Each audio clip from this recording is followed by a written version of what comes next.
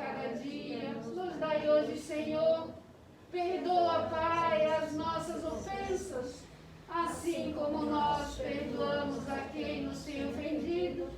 E não nos deixe, Senhor, cairmos em tentações, mas livrai-nos de todo o mal. Que assim seja, Senhor, que assim seja Cristo de Deus, que assim seja a Mãe Santíssima. Em nome de Deus e do Cristo, damos por aberta a palestra doutrinária da noite de hoje, passando a palavra ao nosso irmão, Alexandre. Abre teu coração, que nós estamos com muita saudade de lhe ouvir e de estar aqui, escutando você, tá bom? A palavra é sua.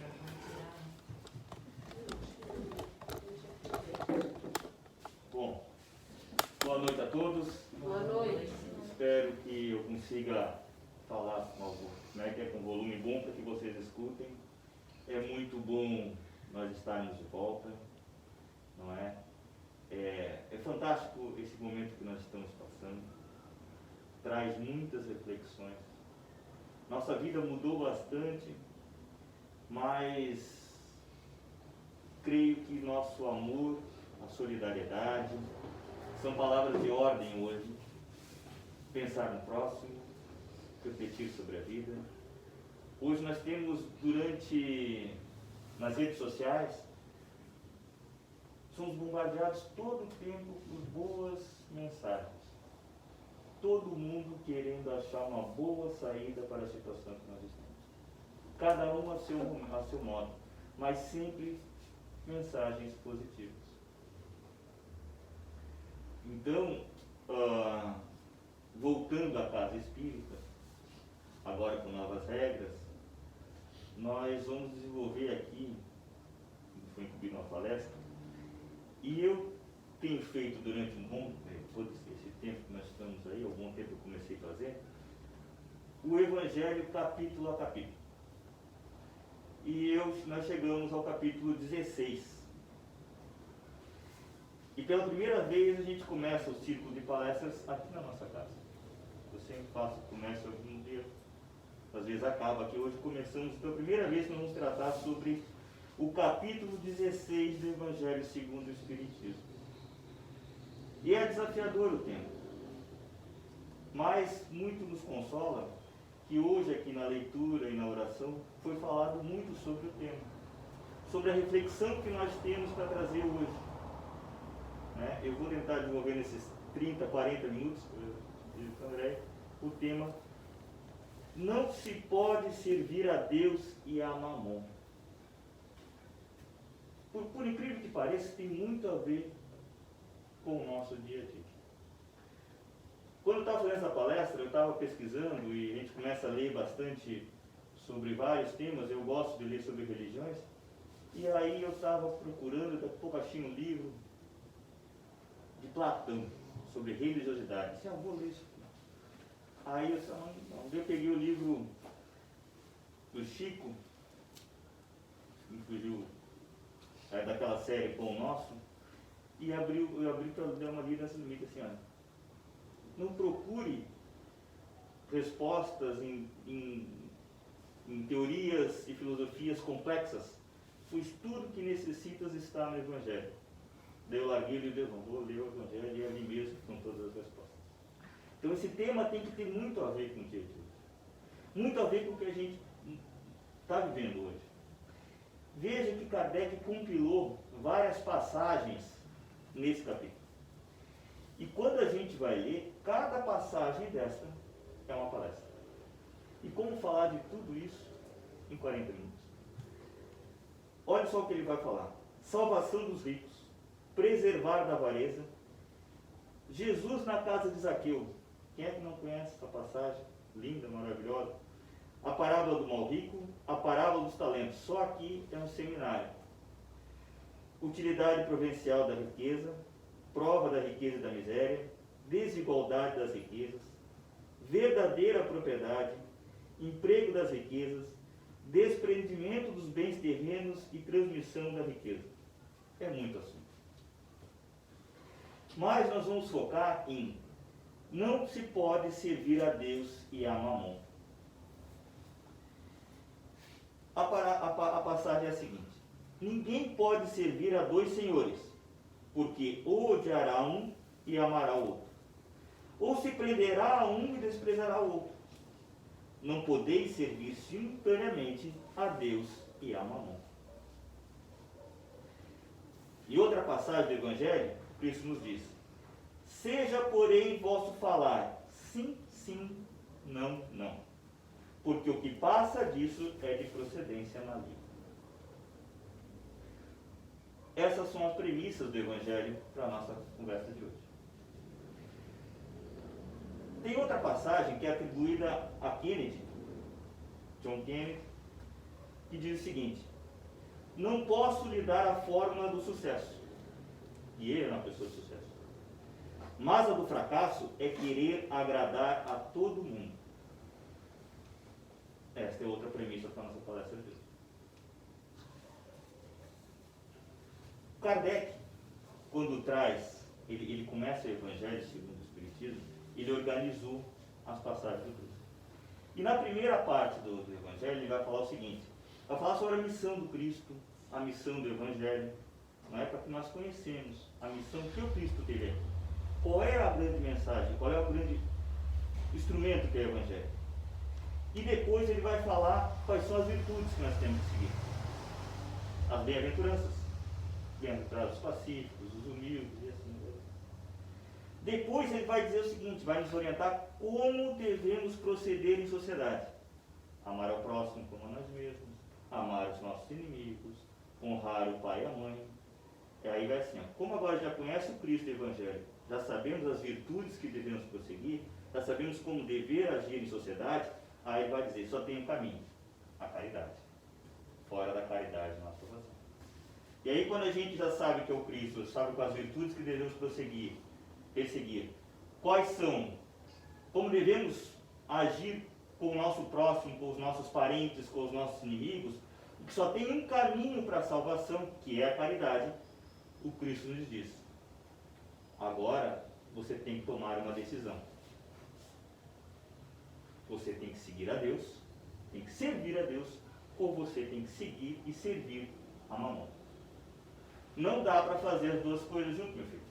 Ou você segue as minhas virtudes, o meu caminho, que é o caminho da caridade, ou você vai seguir os caminhos das riquezas e prazeres materiais.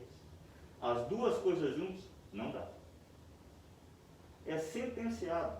Ele não dá uma opção, ele não dá para fazer as duas coisas ao mesmo tempo.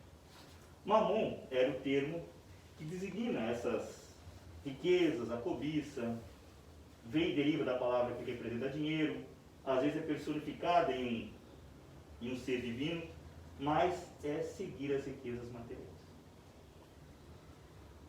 E o Cristo nos diz, quando o Cristo se refere a Deus, ele vem dizer o seguinte: ajuntai tesouros onde a traça e a ferrugem não consomem. Não ajuntais tesouros na terra, onde a traça e a ferrugem tudo consomem, e onde os ladrões minam e roubam. Mas ajuntai tesouros no céu, onde nem a traça nem a ferrugem consomem, e onde os ladrões não minam nem roubam. E nos dá o caminho para isso, que é a caridade. Falar sobre juntar riquezas materiais e riquezas espirituais num momento desse que nós estamos passando, de grande dificuldade para todo mundo.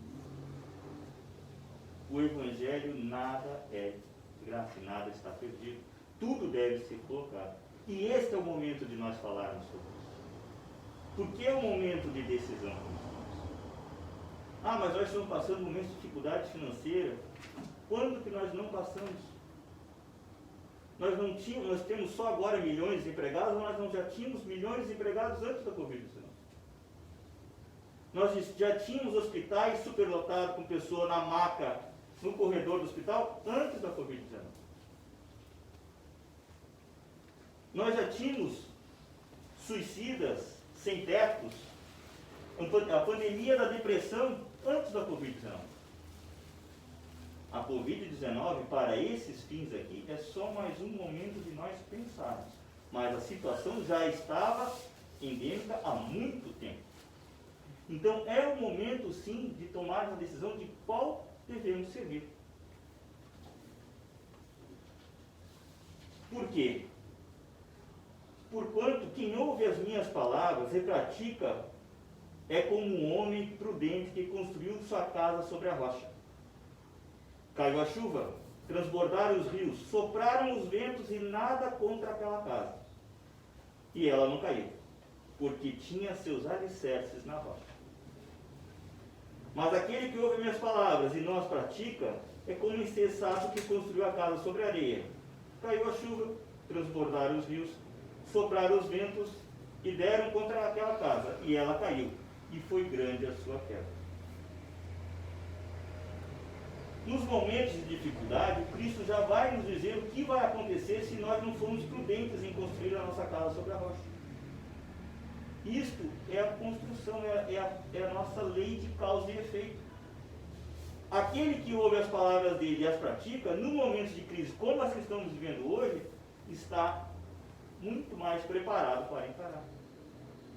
Ou aquele que fez como a cigarra na formiga e a cigarra, não só na parte material, mas na parte espiritual também, não trabalhou e criou uma família com base nas palavras do Cristo, não regrou a sua vida com base nas palavras do Cristo, hoje em momentos de crise, onde se vê confinado a ter que conviver com a sua família, ou a estar sozinho consigo mesmo, não consegue. Vem a dificuldade e a casa acaba.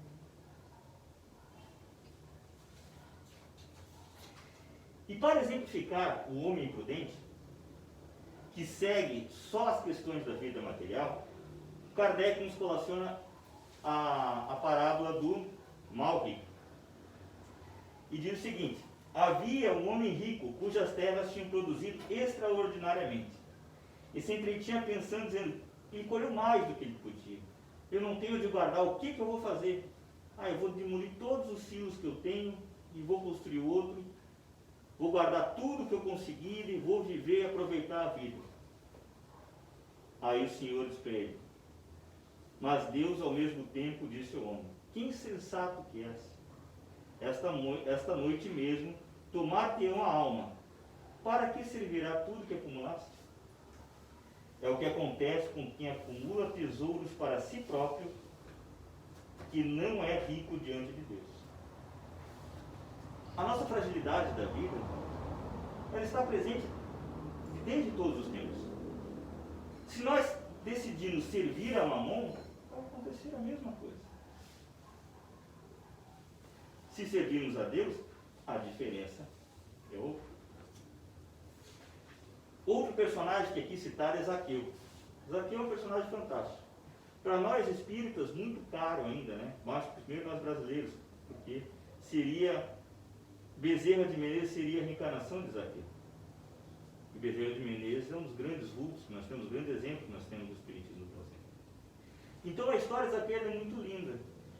Mas para a palestra de hoje, eu vou tirar um pouco, não da história de Zaqueu, mas da mensagem que é passada naquela música, Faz o Milagre em Mim, que é a música de Zaqueu. E ele vai dizer o seguinte: entra na minha casa, entra na minha vida, mexe com minhas estruturas. É isso.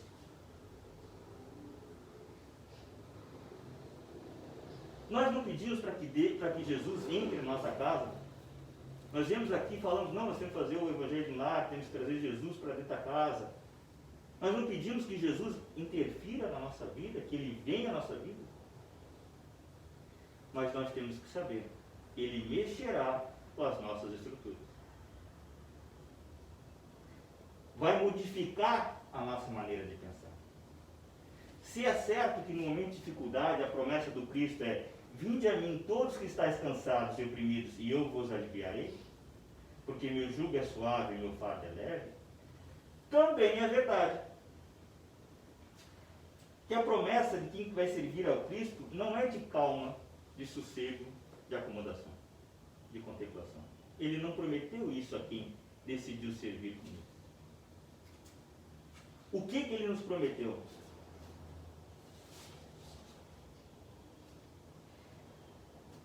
Ele nos disse que aquele que servir deve trabalhar.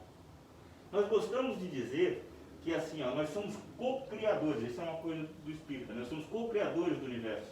Viu? Co-criador é quem trabalha. Não é quem fica contemplando. Quando nós somos co-criadores, não, nós somos trabalhadores. E para que nós nos notifiquem, o caminho é a caridade e o nosso manual de sobrevivência para enfrentarmos as dificuldades é o Evangelho. Esta é a receita de nós mudarmos. E o que Cristo nos promete quando dizemos, não, então eu vou servir a Deus, eu quero servir o caminho do Cristo, Ele é o caminho, a verdade e a vida, é por aqui que eu vou. O que Cristo nos diz? E aproximando dele, o escriba disse, mestre, aonde quer que fores, eu te seguirei. E Jesus disse, as raposas têm covil, e as aves do céu têm seus ninhos, mas o Filho do Homem não tem onde reclinar a cabeça. Quem seguir a ele não disse, vocês terão facilidades, conforto e luxo. Quem servir a mim, não terá nem onde reclinar a cabeça. E o outro discípulo chega para ele, Senhor, permite-me primeiramente que eu vá sepultar o meu pai. Nós já sabemos que ele queria fazer isso porque se ele não sepultasse o pai era rico, ele não teria direito à herança. Porém, Jesus disse, segue-me e deixe os mortos sepultar os mortos. Esta é a situação.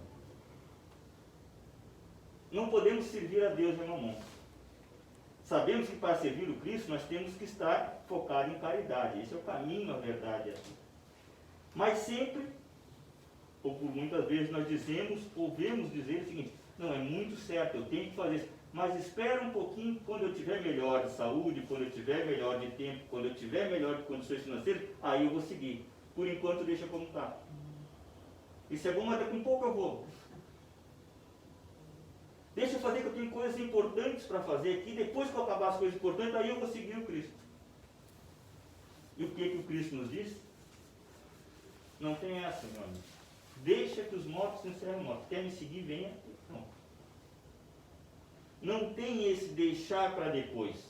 Não tem esse espera um pouquinho, deixa eu me ajeitar aqui que daí eu vou fazer o que é certo. Se tu vai seguir o Cristo, é de agora. É desse momento. Independente das condições que você esteja. O Cristo não nos promete riqueza nem conforto material. Diz para buscarmos as virtudes, amar o próximo como a nós mesmos, amar os nossos inimigos, honrar pai e mãe e sermos caridosos, sabendo que se escolhermos o caminho de seguir o Cristo, não teremos sequer onde reclinar nossa cabeça e teremos tempestades. Mas naquela hora, em nosso barco, ele estará em nossa companhia. É bonito isso? E entrando ele no barco, seus discípulos disseram, eis que o mar se levantou uma tempestade tão grande que o barco era coberto pelas ondas. E ele, porém, estava dormindo. E seus discípulos aproximaram-se e despertaram, dizendo, salva-me, Senhor, que pereceremos. E ele disse, por que temeis, homens de pouca fé?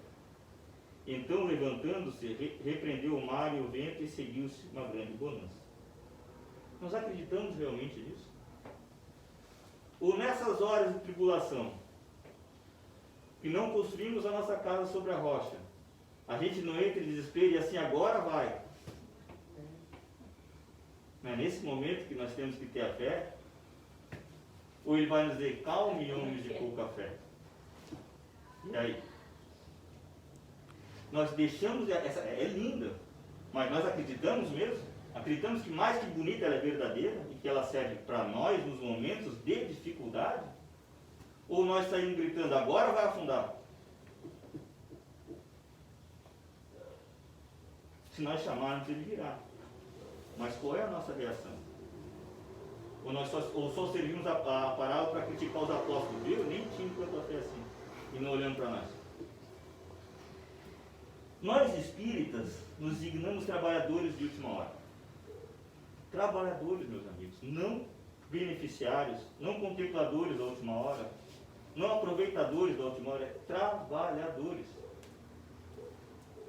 Trabalhadores é que trabalham. E trabalhar na seara do Cristo, servir ao Cristo, é trabalhar fazendo a caridade. É ajudando o próximo, é dando mais do que simplesmente o supérfluo. De seu tempo, de suas condições materiais, de seu ouvido, de seu coração, de seu amor. Não só o supérfluo que lhe sobra.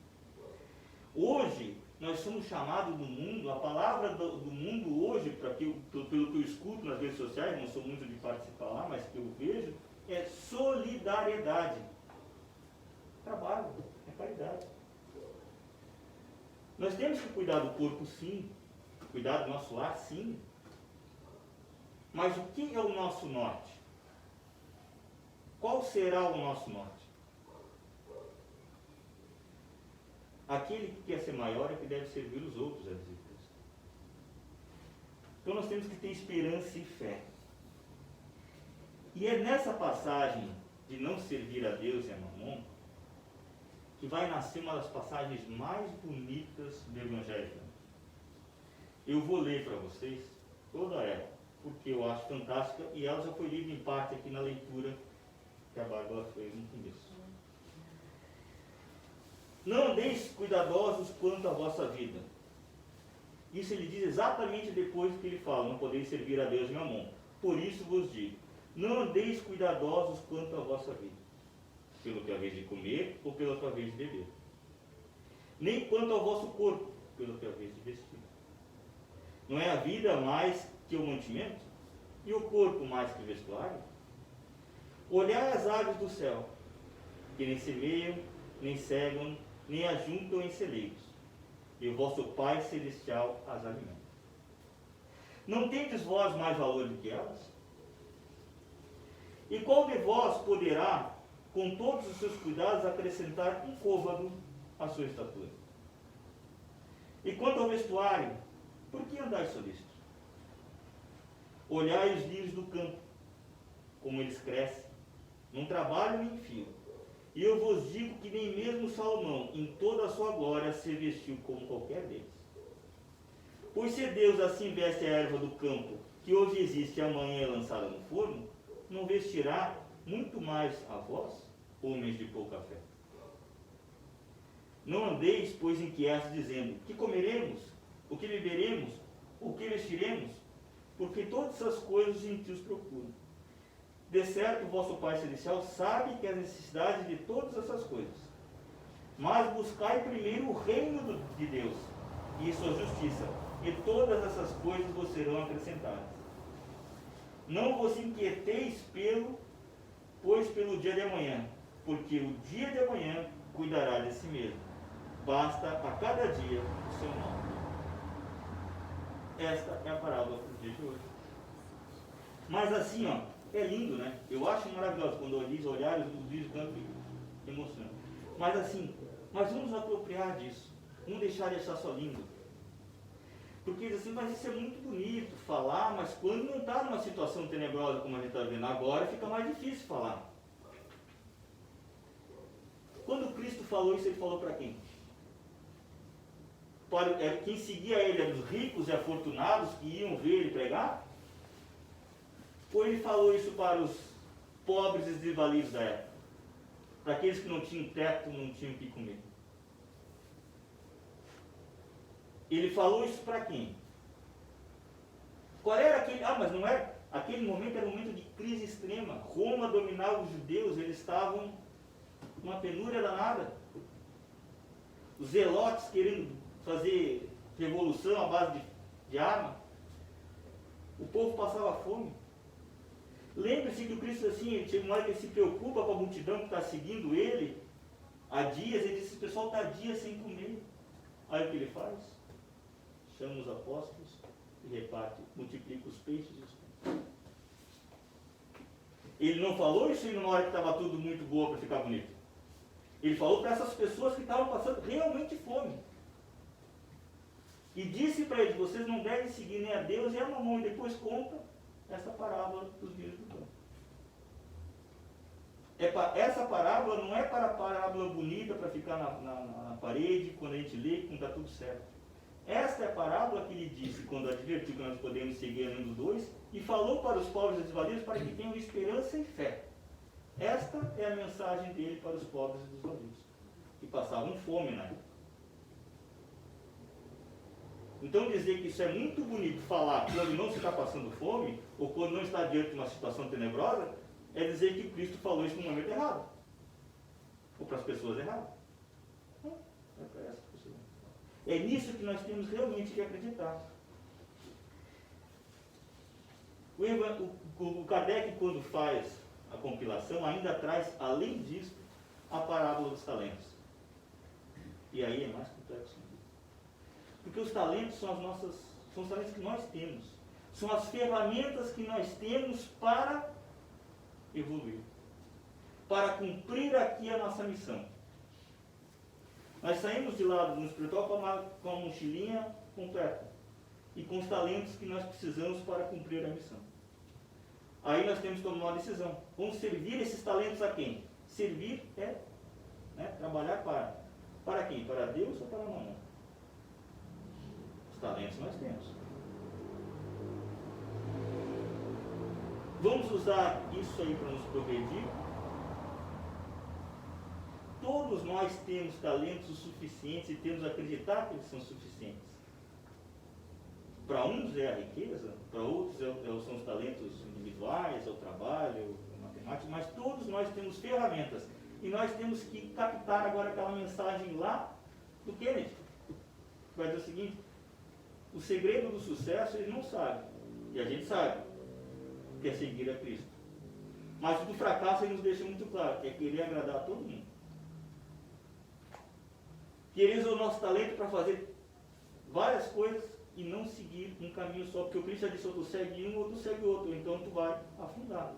Tu não vai cumprir a tua missão, tu vai fracassar nela. Se tu quiser acender uma vela para os dois santos. Na dúvida eu acendo para cá e para lá e fico no meio. Não dá. Né? Porque, meus irmãos, aonde estiver o nosso tesouro, aí estará também o nosso coração. Se nós nos dedicamos a buscar o nosso tesouro aqui na terra, é aqui que vai ficar o nosso coração. E as consequências são as consequências naturais das riquezas que aqui não tem. Elas não passam para o lado de lá. Agora, se nós buscamos cumprir a nossa missão, que é evoluir através do caminho da caridade, aí o nosso coração estará lá. Não é? Em relação ao dinheiro, que é muito falado, claro que ele é muito importante para o nosso dia a dia, para a nossa sobrevivência. Como diz o Chico, não é fator absoluto de alegria ou felicidade, mas pode ser o remédio ao doente, o leite à criancinha desamparada, o pão ao sem lar. Não é gerador de luz, mas pode estender a fonte dos ideais de consolação do amor. E não nos esqueçamos, né, que o dinheiro que é necessário, ele pode comprar uma casa, mas não um lar. Ele pode comprar a cama, mas não o sono. Ele pode comprar um relógio, mas não o tempo. Ele pode comprar um livro, mas não o conhecimento. Ele pode comprar um título, mas não o respeito. Ele pode comprar um médico, mas não a saúde. Ele pode comprar um sangue, mas não a vida. O que é mais importante? A gente vê bastante nessas mensagens. Ser ou ter. Ter o suficiente é necessário, mas o mais importante é ser.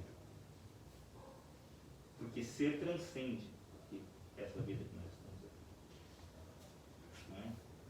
Então, nesses momentos, e aí nós vamos trazer o ponto para hoje, nesses momentos em que passamos por uma pandemia do Covid-19, que nos traz medo, nos traz insegurança, nós somos humanos, estamos aqui em evolução, nos traz dúvidas, mas também nos traz várias mensagens importantes, várias oportunidades importantes. E é nesse momento que nós temos que estar colocando à prova a nossa fé. Nós temos que colocar a posição de decidir quem devemos servir, a Deus ou ao Mamon. é uma prova, meus irmãos, para todos. Como diz Kardec, a pobreza é para os que sofrem a prova da paciência e da resignação.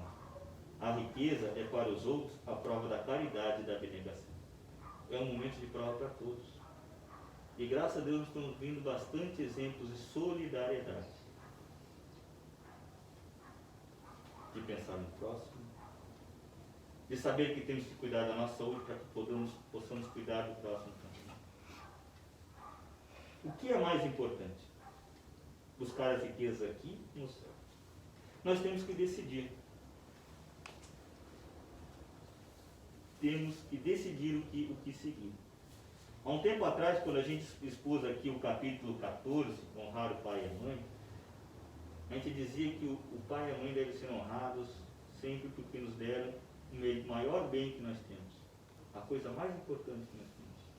A oportunidade, a vida. A oportunidade, sabe quem fala? Que é tão importante a vida que o que mais é condenável, o aborto, o suicídio, o homicídio, são os mais condenados, porque tiram a oportunidade da vida. Então, se o mais importante é a vida,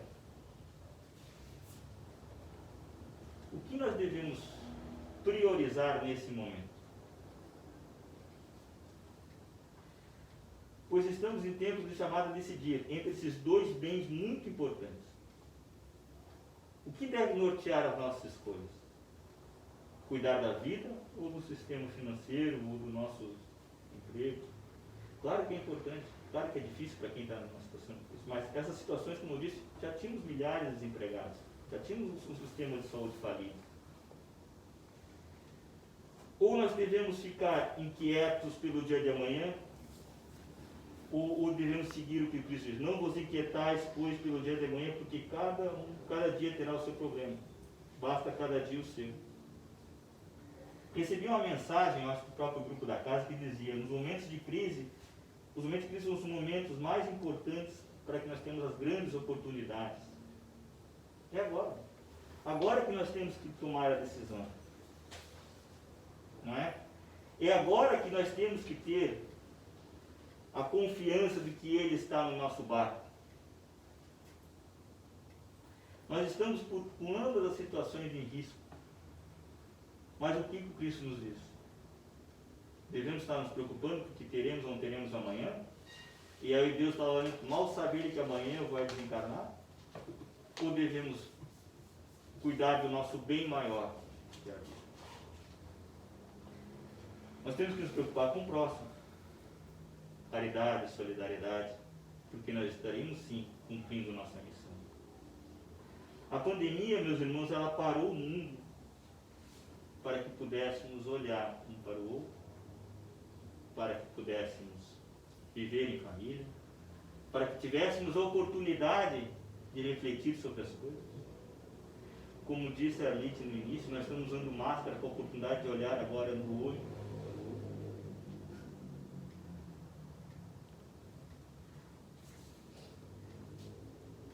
Nós temos exemplos que nós gostamos de seguir, né? E falamos, poxa, esses são grandes. Vamos ver os exemplos deles, então, de alguns que passaram por dificuldades também. Paulo de Tarso. Paulo de Tarso era um perseguidor, orgulhoso, rico, empoderado, né? Membro da alta aristocracia judaica, cidadão romano, e largou tudo isso. Passou por traidor dos judeus e perseguidor dos cristãos, ninguém queria ele. Foi virar tecelão, por todas as dificuldades, com a desconfiança de todos, para espalhar a boa nova entre aqueles que nem judeus eram. E trouxe o verdadeiro evangelho para todos nós aqui. Ele se preocupou com o dia de amanhã, se ele ia ter o que comer, o que vestir. Claro que ele arregaçou as mangas e foi trabalhar. Ele era um tecelão. Ele, em nenhum lugar que ele parou, ele ficou esperando que ajudassem ele financeiramente. Ele ia lá e trabalhava, mas com fé no objetivo. Francisco de Assis, outro filho de rico, comerciante, largou tudo para viver um exemplo de humildade e de serviço, de abnegação. Ele foi trabalhar. Ele não ficou contemplando. Irmã Dulce, né? André citou ela na última live. A partir de um galinheiro, ela edificou um hospital. Divaldo Pereira Franco, que a gente viu o filme agora, que foi desligado. Ele era funcionário público. Antes ele era o louquinho da cidade. E ele funda a Mansão do Caminho, que hoje atende a mais de 3 mil pessoas. Ele olhou para o salário dele de funcionário público e disse: não vai dar para ajudar ninguém, senão eu não vou comer. São exemplos bonitos, né? Mas não tem só que nos emocionar, nós temos que nos apropriar disso. São exemplos de pessoas que resolveram servir a Deus, sim, com todas as forças, acreditando que, tendo confiança que Ele está no barco, e que as preocupações de amanhã são dia de amanhã. Ele tem que hoje fazer a caridade, fazer o trabalho dele. Que sabe que está construindo a vida dele, a casa dele sobre a rocha. E se vier as tempestades, ele estará preparado. Nós não podemos achar simplesmente bonitos esses exemplos, emocionantes, e não nos apropriar disso. Eles são exemplos que são importantes para que a gente se aproprie disso. Para que fortaleça a nossa fé, que a gente possa entender que a gente também pode. Quando vamos realmente confiar e deixar de acender uma vela para cada... Não, eu acredito em Deus, mas também aqui também eu vou ficar um pouco, porque também não posso deixar... Né? O convite é um ou outro. Não dá para fazer dessa forma. Temos fé que tudo está correndo para que nós nos melhoramos. Poderia ser uma guerra mundial, e aí? O Cristo parou o mundo para que a gente pensasse. Quantos de nós, antes dessa pandemia, nós estávamos dizendo: pô, se eu tivesse tempo, é que eu não tenho tempo para respirar. Se eu tivesse tempo para ficar com... é que eu não tenho tempo, eu tenho que trabalhar demais. Se eu tivesse tempo, eu não tenho tempo para ver meus filhos. Eu não tenho tempo para conhecer minha esposa.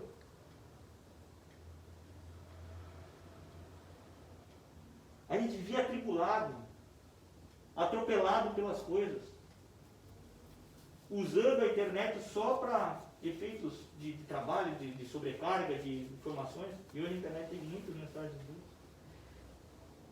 Não podemos pensar que Cristo disse: não, eu vou dar uma chance para vocês, eu vou parar a terra. Por 2 semanas aí vocês vão respirar, ficar em família, pensar na vida, se forçar a pensar na vida, olhar que o que é supérfluo, o que realmente é necessário para vocês, e daqui a um pouco eu vou deixar vocês seguir de novo. Vou dar um tempinho, eu sei que vocês estão muito atribulados, então eu vou dar um respiro para vocês. Sabemos que a vida vai prosseguir de maneira um pouco diferente, vai, mas nós tivemos esse tempo que nós tanto precisávamos. Ah, mas eu passei por dificuldade, eu perdi meu emprego, a pessoa ficou doente. Bom, de repente, não sabe qual é o planejamento de vida dela, o porquê disso, mas nesses momentos ela teve também possibilidade de refletir sobre a vida dela. E nós tivemos possibilidade de ser solidários, de ajudar, de tomar a decisão certa. Agora, podemos olhar que agora, daqui a um pouco, vai ser largado de novo. Agora volta o tempo de novo. E aí, nós vamos voltar correndo para aquela vida tribulada, ou vamos aprender essa lição e dizer: não, nem tudo é tão necessário assim. Agora eu conheço pelo menos um pouco meus filhos, eu sei, eu convivi com eles mais ou menos. Abriga-te, o Chico nos diz o seguinte: abriga-te na humildade, não busque mundana estima. O ouro afunda no mar, a palha fica por cima. É isso. Tenhamos, meus irmãos, fé. Que a gente, talvez tendo fé, nisto que o Cristo nos disse, nesses momentos de dificuldade, a gente talvez um dia entenda e sinta aquilo que Francisco de Assis sentiu e nos narrou à frente do mosteiro, quando ele ficou totalmente sozinho lá, abandonado. E ele estava feliz e cantava porque ele dizia: agora eu estou completamente no mundo. Talvez nós tomando essa decisão, nós consigamos entender a alegria dele e, quem sabe, sentir a alegria que ele sentiu, por estarmos totalmente entregues ao Cristo e a Deus. É esta fé que nós devemos buscar, é essa decisão que nós devemos tomar. E assim eu agradeço a oportunidade de mais uma vez estar aqui, de me dirigir a vocês. E que fiquem com Deus e tenhamos fé. Tudo há de passar. Que assim seja.